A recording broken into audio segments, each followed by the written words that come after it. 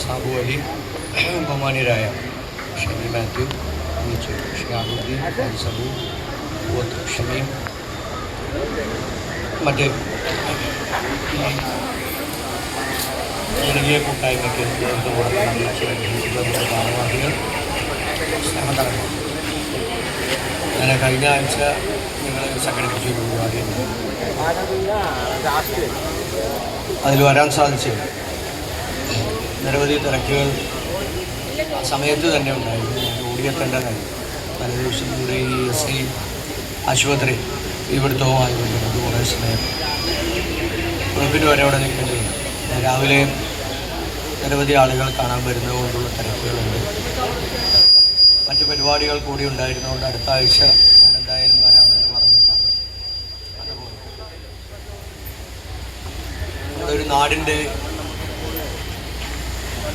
വിവിധ തരത്തിലുള്ള കൂട്ടായ്മകൾ നമ്മളെല്ലാ പ്രദേശങ്ങളിലും കാണാറുണ്ട്.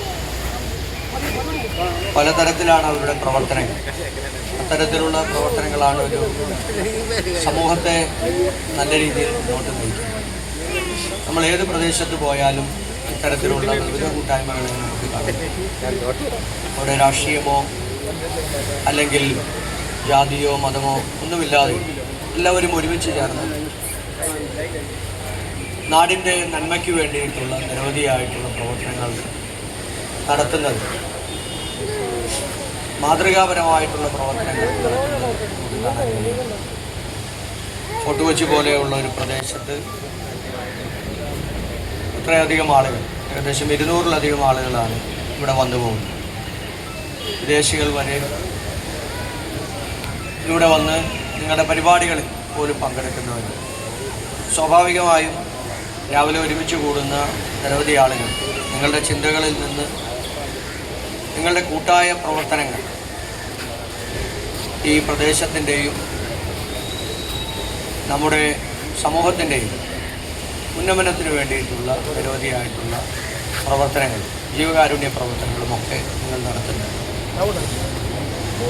ഇത് ലോകത്തിൻ്റെ വിവിധ ഭാഗങ്ങളിൽ നിന്ന് വരുന്ന പതിനായിരക്കണക്കിന് ആളുകൾ വരുന്ന ഒരു പ്രദേശം കൂടിയാണ്. ഇവിടെ സൂചിപ്പിച്ചതുപോലെ ഈ ബീച്ചും കൊച്ചിയിലെ ചീനവലകളും അതുപോലെ തന്നെ നമ്മുടെ ഈ പൈതൃക ടൂറിസവും ഒക്കെ ആസ്വദിക്കാനും അതിനെക്കുറിച്ച് പഠിക്കാനും ഒക്കെ ലക്ഷക്കണക്കിന് ആളുകളാണ് വന്നുകൂടുന്നത്. ഇനിയും നിരവധി ആളുകൾ ഇങ്ങോട്ട് വരാനിരിക്കുകയാണ്. ഈ ബീച്ചിൻ്റെ അടിസ്ഥാന സൗകര്യ വികസനങ്ങൾ ഇത് മനോഹരമാക്കുന്നതിനും നമുക്കൊരു വ്യക്തമായ പ്ലാനും കാഴ്ചപ്പാടും ഉണ്ടാകണം. അതൊരു തുടർച്ചയാണ്. അതൊരിക്കലും ഒരാൾ വന്ന് ആദ്യമായി തുടങ്ങുന്ന ഒന്നല്ല. ഇതെല്ലാം ഒരു കണ്ടിന്യൂറ്റി ഉള്ള ഒന്നാണ്. പക്ഷേ കഴിഞ്ഞ കുറേ നാളുകളായിട്ട് ഈ ബീച്ചിൻ്റെ പ്രവർത്തനങ്ങളൊക്കെ വളരെ ശോചനീയമായ സാഹചര്യമാണ്. ഇവിടെ സൂചിപ്പിച്ചതുപോലെ ഒരു പ്രാഥമിക കാര്യങ്ങൾ നിർവഹിക്കാനുള്ള ഒരു ടോയ്ലറ്റ് പോലും ഇവിടെ ഇല്ല എന്നുള്ളത്. എത്ര അധികം ആളുകൾ വന്നു പോകുന്ന പ്രദേശമാണ്, നാട്ടുകാരായിട്ടുള്ള ആളുകൾ ഉൾപ്പെടെ. അപ്പം എത്രത്തോളമാണ് ടൂറിസം രംഗത്ത് ലോകത്തിലെ തന്നെ 50 കേന്ദ്രങ്ങളിൽ ഒന്നായിട്ടുള്ള ഈ ഫോർട്ട് കൊച്ചി നമ്മൾ കാണുന്നത് നമുക്കൊന്ന് മനസ്സിലാക്കാൻ സാധിക്കും. അതിൻ്റെയൊക്കെ ഒരു പ്രതികരണം ഈ തെരഞ്ഞെടുപ്പിൽ കാണാൻ സാധിച്ചു എന്നുള്ളതാണ് ഞാൻ മനസ്സിലാക്കുന്നത്. നമുക്കൊരു മാറ്റം അനിവാര്യമാണ്. മാറ്റം എന്ന് പറയുന്നത് നമ്മുടെ സ്വപ്നമനുസരിച്ച് നമ്മുടെ പ്രദേശത്ത് വിവിധ പദ്ധതികൾ വരുമ്പോൾ ഉണ്ടാകുന്ന മാറ്റം എന്ന് പറയുന്നത്, ഒന്ന് നമുക്ക് കുളിർമയേകുന്നത്, ഒന്ന് നമുക്കൊരു സാറ്റിസ്ഫാക്ഷൻ കിട്ടുന്നത്, 3 നമുക്കൊരു റവന്യൂ കിട്ടുന്നത്. ഇതിലൂടെ നമ്മൾക്കുണ്ടാകുന്ന ആത്യന്തികമായിട്ടുള്ള ഒരു അഭിമാനബോധവും അതെന്തായാലും നമുക്ക് നല്ല ഭംഗിയായി അത് മുന്നോട്ട് കൊണ്ടുപോകും. ഈ സർക്കാരിനെ സംബന്ധിച്ചിടത്തോളം നമ്മൾ ജനങ്ങളോട് പറഞ്ഞു, മാനിഫെസ്റ്റോയിലൂടെ പറഞ്ഞു, കൊച്ചിയിലെ നമ്മുടെ പോർട്ടുമായി ബന്ധപ്പെട്ട് ഒരു ഇൻ്റഗ്രേറ്റഡ് പോർട്ട് സിറ്റി എന്ന് പറയുന്ന ഒരു കൺസെപ്റ്റ് നമ്മുടെ സർക്കാരിൻ്റെ മുന്നിലുണ്ട്. 19-ാം തീയതി ബഡ്ജറ്റ് അവതരിപ്പിച്ചതിന് ശേഷം കേരളത്തിൻ്റെ ബഹുമാന്യനായ മുഖ്യമന്ത്രി ശ്രീ വി ഡി സതീശൻ ഈ പോർട്ട് വിസിറ്റ് ചെയ്യാൻ കൂടി വരികയാണ്. കൊച്ചിയുടെ ഒരു വലിയ വികസന കുതിപ്പിന് ഉതകുന്ന രീതിയിലുള്ള ഒരു പ്രോജക്റ്റാണ് കേരളത്തിലെ എല്ലാ പോർട്ടുകളെയും സംയോജിപ്പിച്ചുകൊണ്ടുള്ള സർക്കാരിൻ്റെ നേതൃത്വത്തിൽ സർക്കാരിൻ്റെയും അതുപോലെ തന്നെ സംരംഭകരുടെയും സ്വകാര്യ സംരംഭകരുടെയും നേതൃത്വത്തിൽ നടപ്പിലാക്കാൻ പോകുന്ന ആ ഇൻ്റഗ്രേറ്റഡ് പോർട്ട് സിറ്റി എന്ന് പറയുന്നത് അതൊരു പോർട്ട് സിറ്റിയായി മാറുമ്പോൾ അവിടെ ചരക്ക് കപ്പലുകൾ വരും, അതുപോലെ തന്നെ സഞ്ചാരികൾ സഞ്ചരിക്കുന്ന വലിയ കപ്പലുകൾ, ക്രൂസ് ഷിപ്പുകൾ അതുകൂടി വരാൻ കഴിയാവുന്ന രീതിയിലാണ് അതിൻ്റെ ക്രമീകരണം. ആ രീതിയിലേക്കാണ് നമുക്കതിനെ മാറ്റുന്നത്. കാലക്രമേണ അത് നമ്മുടെ ബാക്ക് വാട്ടർ ടൂറിസവുമായി ബന്ധപ്പെട്ട് നമുക്കതിനെ മാറ്റാനും കഴിയും. കൊച്ചിയെ സംബന്ധിച്ചിടത്തോളം നമ്മുടെ കടലും ഉൾനാടൻ കായലുകളും പുഴകളും ഒക്കെ ഉള്ള ഒരു പ്രദേശം എന്നുള്ള രീതിയിൽ ഈ കായലുകളെയും കനാലുകളെയും ഒക്കെ സംയോജിപ്പിച്ചുകൊണ്ടുള്ള ഒരു വലിയ ടൂറിസം പദ്ധതിക്ക് കൂടി നമുക്ക് നേതൃത്വം കൊടുക്കാൻ കഴിയും. വരുന്ന കാലഘട്ടങ്ങൾ 5 വർഷക്കാലത്തിനിടയ്ക്ക് നടക്കുന്ന പ്രവർത്തനങ്ങൾ കൂടാതെ വരുന്ന കാലഘട്ടങ്ങളിൽ അതിൻ്റെ ഒരു കണ്ടിന്യൂറ്റി നമുക്കുണ്ടാവുകയും വേണം. ഈ രീതിയിൽ പ്രകൃതിയെ ചൂഷണം ചെയ്യാതെ പ്രകൃതിയെ ഉപയോഗപ്പെടുത്തി നമ്മുടെ നാടിന് അനുയോജ്യമായിട്ടുള്ള പദ്ധതികൾ നമുക്ക് നടപ്പിലാക്കാൻ സാധിക്കും. കൊച്ചിയെ സംബന്ധിച്ചിടത്തോളം ഇതൊരു ഖനിയാണ്. ടൂറിസം രംഗത്ത് എത്രയധികം നമ്മൾ ഉപയോഗപ്പെടുത്തിയാൽ പിന്നീടും വർഷങ്ങളോളം ഉപയോഗിക്കാൻ കഴിയാവുന്ന ഏറ്റവും വലിയ ഒരു ഖനിയായി ടൂറിസം രംഗത്ത് കൊച്ചിക്ക് അത്രയധികം സവിശേഷതകളുണ്ട്.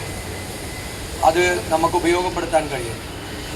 കുമ്പളങ്ങി പോലെ ചെല്ലാനം പോലെയുള്ള പ്രദേശങ്ങളിലെ ബാക്ക് വാട്ടർ ടൂറിസം കൂടി നമുക്ക് ഉപയോഗപ്പെടുത്താൻ കഴിഞ്ഞാൽ ഒരു സഞ്ചാരി വന്നാൽ അവർക്ക് പരമാവധിയുള്ള എൻജോയ്മെൻറ്റും അതുപോലെ തന്നെ അവർക്ക് അത് ആസ്വദിക്കാനും കഴിയാവുന്ന രീതിയിലേക്ക് നമുക്ക് മാറ്റാനും കഴിയും. അപ്പോൾ തീർച്ചയായും നമ്മളൊരു വലിയ ആഗ്രഹത്തിൻ്റെ അടിസ്ഥാനത്തിൽ നമ്മളൊരു സ്വപ്നം കണ്ട് ഒരു പദ്ധതി നടപ്പിലാക്കുമ്പോൾ നമുക്ക് ഈ ബീച്ച് ടൂറിസം എന്ന് പറയുമ്പോൾ അത് കുറേ കൂടി നല്ല ഭംഗിയാകും. സാബുവലി സൂചിപ്പിച്ചതുപോലെ നമുക്ക് ഈ പുലിമുട്ടുകളൊക്കെ തകർന്നു കിടക്കുന്നത് വർഷങ്ങളായി. ഈ ചീനവല അതിനുവേണ്ടി ഡൊമിനിക് പ്രസൻറ്റേഷൻ മന്ത്രിയായിരുന്ന സമയത്താണ് കുറേ വലിയ ഉരുപ്പടി കൊണ്ടുവന്ന് അവിടെ ഇറക്കിയിട്ടേ ഒരനക്കമില്ല. പൈപ്പും അതുപോലെ ഇരുമ്പും ഒക്കെ വച്ചിട്ടാണ് അത് ഉപയോഗിക്കുന്നത്. ആ ചീനവലയ്ക്കൊരു പൈതൃകമുണ്ട്, ഒരു ചരിത്രമുണ്ട്. അതിനെയെല്ലാം നശിപ്പിക്കുന്ന രീതിയിലാണ്. ഞാൻ ഈ വന്നതിന് ശേഷം ഞാൻ ഉദ്യോഗസ്ഥന്മാരെ വിളിച്ചു. ഞാൻ അതുമായി ബന്ധപ്പെട്ടൊക്കെ ഞാൻ സംസാരിക്കുകയും ചെയ്തു. നമുക്ക് രാഷ്ട്രീയ താല്പര്യം മുൻനിർത്തിയിട്ടുള്ള ടൂറിസം കമ്മിറ്റികളോ അല്ലെങ്കിൽ ഇവിടുത്തെ ഹെറിറ്റേജ് കമ്മിറ്റികളോ അല്ലെങ്കിൽ മറ്റുള്ള കമ്മിറ്റികളൊക്കെ രാഷ്ട്രീയ താല്പര്യം മുൻനിർത്തി മുന്നോട്ട് പോയാൽ ഈ നാട് നന്നാവില്ല. ഡെവലപ്മെൻറ്റിൽ രാഷ്ട്രീയം മാറ്റി നിർത്തുകയാണ്. ഡെവലപ്മെൻറ്റിൽ രാഷ്ട്രീയമില്ല. അത് ഉപയോഗിക്കാൻ കഴിയാവുന്ന അനുഭവ സമ്പത്തുള്ള കാര്യശേഷിയുള്ള ആളുകളെ നമുക്കതിനകത്ത് വച്ചാൽ നല്ല ഭംഗിയായി അതവർ കൊണ്ടു നടക്കും. രാഷ്ട്രീയ താല്പര്യം മുൻനിർത്തി അവൻ വരണ്ട ഇവൻ വരണ്ട, അവനെ മാറ്റി നിർത്തണം ഇവനെ മാറ്റി നിർത്തണം എന്നൊക്കെ നമ്മൾ വിചാരിച്ചിറങ്ങിയാൽ ഈ നാട് ഒരിക്കലും നന്നാവാൻ പോകുന്നു. ഞാൻ പാണ്ടിക്കുടിക്കും എത്ര കുടുംബമാണ്? 500 കുടുംബമാണ് വെള്ളം. ആരൊക്കെയൊപ്പം വെള്ളത്തിലാണ്. കുട്ടികൾക്ക് ഒരാഴ്ച സ്കൂളിൽ പോകാൻ പോലും കൊച്ചി കോളേജിൽ ഭർത്താവ് ഭാഗം പോകുന്നില്ല. എത്ര വീടുകളാണ്? നമുക്കൊരു ദീർഘവീക്ഷണമില്ലാത്ത പദ്ധതികളാണ്. 2-3 റോഡുകൾ 3-4 അടി പൊക്കി, ബാക്കിയുള്ളവരെല്ലാവരും കുഴിയിലായി. ഈ റോഡിലൂടെ ഒഴുകി വരുന്ന വെള്ളം മുഴുവൻ ഈ രാമേശ്വരം കനാലിലേക്ക് ഒഴുകി പോകണ്ടേ? കനാലിലെ വെള്ളം എങ്ങോട്ട് ഒഴുകുമെന്ന് പറഞ്ഞാൽ കനാലിലേക്ക്, അപ്പോഴാണ് ഈ വെള്ളം ചെല്ലുന്നത്. അപ്പോൾ പിന്നെ എങ്ങോട്ട് പോകാനാണ്? ഈ വെള്ളം മുഴുവൻ അവിടെ കെട്ടി നിൽക്കുന്നത്. നമ്മുടെ ഒരു ദീർഘവീക്ഷണമില്ലാത്ത പദ്ധതികളാണ്. നമുക്ക് സത്യത്തിൽ ഒരു മാസ്റ്റർ പ്ലാൻ തന്നെ നമുക്ക് അനിവാര്യമാണ്. അതുണ്ടെങ്കിൽ ഞാൻ പറയുന്നത് ഏറ്റവും മനോഹരമായി നമുക്ക് ഈ പ്രദേശത്തെ മാറ്റിയെടുക്കാൻ കഴിയും. അപ്പം നമുക്കൊരു ബുദ്ധിമുട്ടുണ്ടാകും. നമ്മുടെ ജീവിതത്തിൽ ഇന്ന് അനുഭവപ്പെടുന്ന ഈ വെള്ളക്കെട്ട് അല്ലെങ്കിൽ ബാക്കിയുള്ള പ്രശ്നങ്ങൾ, അതൊക്കെ നമുക്ക് മാറ്റിയെടുക്കാൻ കഴിയും. കുടിവെള്ളം ഏറ്റവും അനിവാര്യമായ ഒന്നാണ്. നമുക്കൊരു പദ്ധതി ഉണ്ടാകും. അപ്പം നമുക്ക് ആവശ്യമുള്ളത് 87 MLD വെള്ളമാണ് കൊച്ചിക്ക് ആവശ്യമുള്ളത്. നമുക്ക് ആകെ കിട്ടുന്നത് 38 MLD ആണ്. ആകെ കിട്ടുന്ന വെള്ളം 38 MLD ആണ്. അതാരെങ്കിലും വേറെ എവിടെയെങ്കിലുമൊക്കെ ചോർത്തിക്കൊണ്ടുപോയാൽ അതും കിട്ടില്ല. അപ്പം അതിനൊരു പദ്ധതി നമുക്കുണ്ടാകണം. അപ്പോൾ ഒരു ഉമ്മൻചാണ്ടിയുടെ കാലഘട്ടത്തിൽ 2016 പദ്ധതി 190 MLD കുടിവെള്ള പദ്ധതി. അന്ന് അതിന് AS DS എല്ലാം കൊടുത്ത് അത് ടെൻഡർ ചെയ്താൽ മതിയായിരുന്നു. സർക്കാർ പോയി. പിന്നീട് 10 വർഷക്കാലം വന്നവരൊന്നും ചെയ്തില്ല. അതിനിടയ്ക്ക് അവർ 55 MLD ഒരു പദ്ധതി കിൻഫ്രയിലേക്ക് ആലുവയിൽ നിന്ന് കൊണ്ടുപോകാനായിട്ട് ശ്രമിച്ചു. പൈപ്പ് ഇടാനൊക്കെ ആയിട്ട് വന്നു. അപ്പോൾ കഴിഞ്ഞ പാർലമെൻറ്റ് തെരഞ്ഞെടുപ്പ് സമയത്തിന് മുന്നോടിയായി ആ പദ്ധതി നടപ്പിലായ പിന്നെ ആലുവ പുഴയിൽ നിന്ന് ഒരു സ്ഥലത്തേക്കും വെള്ളം കൊണ്ടുപോകാൻ പറ്റും. ഇപ്പോൾ ഇറിഗേഷനും വാട്ടർ അതോറിറ്റിയും എല്ലാവരും പറഞ്ഞു ഈ പദ്ധതി നടപ്പിലായാൽ പിന്നെ 190 MLD നടപ്പിലാവില്ല. 190 MLD നടപ്പിലായാൽ ആലുവ, കളമശ്ശേരി, തൃക്കാക്കര, എറണാകുളം, കൊച്ചി ഇത്തരം സ്ഥലത്തേക്ക് ആ വെള്ളം മതി. നമുക്കൊരു 99% പ്രശ്നങ്ങൾ നമ്മുടെ പരിഹരിക്കുന്നു. പക്ഷേ അത് നടപ്പിലായാൽ 190 MLD പദ്ധതി നടപ്പിലാകില്ല എന്ന് പറഞ്ഞതിൻ്റെ അടിസ്ഥാനത്തിലാണ് ഞങ്ങളെല്ലാവരും, ജനപ്രതിനിധികളെല്ലാവരും ചേർന്ന് വലിയ സമരമൊക്കെ നയിച്ചു. ആ പദ്ധതി കുറേയൊക്കെ നടന്ന് ഒരു 25-30% നടന്ന് അവിടെ വെച്ച് അവസാനിപ്പിച്ചു. ഭൂമിക്കടിയിൽ കുറേ പൈപ്പ് ഇട്ട് അത് അവിടെ വെച്ച് അവസാനിപ്പിച്ചു. അപ്പോൾ നമുക്ക് ഓൾട്ടർനേറ്റീവ്സ് ഇല്ല. നമുക്കൊരു പദ്ധതി നടപ്പിലായാൽ മറ്റൊരു പദ്ധതി നടപ്പിലാക്കാനുള്ള ഓൾട്ടർനേറ്റീവ്സ് ഇല്ല എന്നുണ്ടെങ്കിൽ നമുക്ക് ജനങ്ങൾക്ക് കുടിവെള്ളം കൊടുക്കുന്ന പദ്ധതിക്കാണ് ആദ്യം മുൻഗണന കൊടുക്കേണ്ടത്. അപ്പം ആ പദ്ധതി നമുക്ക് ഓൺ ചെയ്ത് നമുക്കത് ആ പദ്ധതി നടപ്പിലാക്കാൻ, അപ്പോൾ കുടിവെള്ളത്തിൻ്റെ ഒരു പ്രശ്നം നമുക്ക് പരിഹരിക്കാൻ കഴിയും. ഇവിടെ ഇട്ടിരിക്കുന്ന പൈപ്പുകൾ 30-40 കൊല്ലം മുമ്പിട്ടിരിക്കുന്ന ആസ്പെറ്റോസ് പൈപ്പുകൾ പല സ്ഥലത്തും, PVC പൈപ്പുകൾ പല സ്ഥലത്ത് ഞാൻ ഇന്നലെ കനാലിൻ്റെ സൈഡിലേക്ക് കണ്ടു. ചെളിവെള്ളം പോകുന്നതിന് കനാൽ PVC പൈപ്പിട്ട ആ പൈപ്പിലൂടെ ചെളിവെള്ളം കയറില്ല. ഈ അഴുക്ക് വെള്ളം മുഴുവൻ അതിനകത്ത് കയറി ആ വെള്ളമാണ് ആളുകൾ ഉപയോഗിക്കുക. എത്ര ദയനീയമായ സാഹചര്യമാണ്. അപ്പം നമുക്ക് ഓരോ ഡിപ്പാർട്ട്മെൻറ്റുകളുടെയും പ്രവർത്തനങ്ങളെ ഗുണപരമായി മാറ്റുന്നതിന് വേണ്ടിയിട്ടുള്ള നടപടികൾ കൂടി നമുക്ക് സ്വീകരിക്കണം. പഴയ കാലഘട്ടത്തിൽ ഇട്ടിരിക്കുന്ന പൈപ്പുകൾ മാറ്റുന്നതിനുള്ള വിവിധ പദ്ധതികൾ നമുക്കുണ്ടെങ്കിലും അതൊന്നും ഫലപ്രദമായി നടപ്പിലാകുന്നില്ല. അപ്പം അതുകൂടി നമുക്ക് നടപ്പിലാക്കാൻ സാധിച്ചാൽ കുടിവെള്ള പ്രശ്നവും അതുപോലെ നമുക്ക് ഓരുവെള്ള പ്രശ്നമുണ്ട്. കായൽ ഡ്രഡ്ജ് ചെയ്ത് മാറ്റുന്നതിനുള്ള വലിയ പണം ചെലവുള്ള പദ്ധതികളാണ്. അതൊക്കെ വിവിധ മേഖലകളിൽ നമുക്ക് പല സഹായങ്ങൾ ഉപയോഗപ്പെടുത്തി ചെയ്യാൻ ഘട്ടം ഘട്ടമായി പൂർത്തീകരിക്കാൻ കഴിയാവുന്ന ഒന്നാണ്. അതുകൂടി പൂർത്തീകരിക്കാൻ ടൂറിസം രംഗത്ത് നമുക്കൊരു ഫലപ്രദമായ ഇടപെടൽ കൂടി അതിനകത്ത് നടത്താനും നമുക്ക് സാധിക്കണം. ഇപ്പോൾ വിവിധ പദ്ധതികളാണ്. ടൂറിസം ഡയറക്ടറായി 2 വർഷക്കാലം ഇടുന്ന PB നൂഹ് എന്ന് പറയുന്ന IAS ഉദ്യോഗസ്ഥൻ, അദ്ദേഹം എന്നോട് കഴിഞ്ഞ ദിവസം അരമണിക്കൂർ എൻ്റെ അടുത്ത് സംസാരിച്ചു. ഞാൻ അത്ഭുതപ്പെട്ടുപോയി. എത്രയധികം പദ്ധതികൾ ഉപയോഗപ്പെടുത്താൻ കഴിയാവുന്ന ഒരു പ്രദേശമാണ് കൃഷി.